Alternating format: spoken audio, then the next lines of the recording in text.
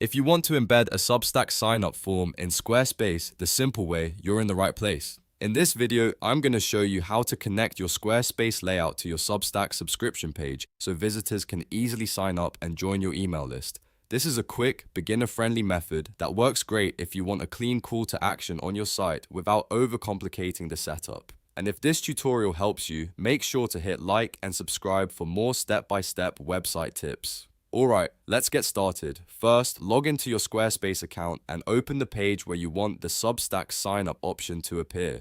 Once you're in the page editor, add a standard Squarespace button block to your layout. You can place it in a section, a content area, or anywhere it fits naturally on the page. The goal here is to create a clear button that visitors can click to subscribe.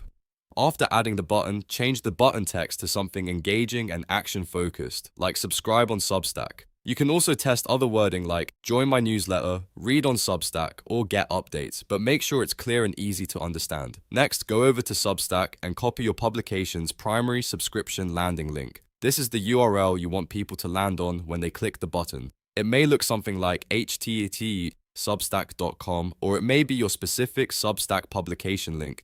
Copy the full address exactly as it appears, so the button takes users to the correct page. Now return to Squarespace and click on your button settings. In the link field, paste that full Substack URL directly into the box. This is what connects your Squarespace site to your Substack sign-up destination. Once the link is pasted, make sure to check the option to open in a new window. This is important because it keeps visitors on your Squarespace site while opening Substack in a separate tab, which gives you a better user experience and helps reduce people leaving your site too quickly. After that, save your changes and preview the page to make sure the button works correctly.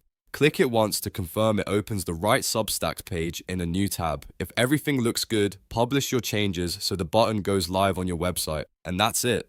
You've now added a simple Substack sign-up button to your Squarespace site, making it easier for visitors to find and join your newsletter.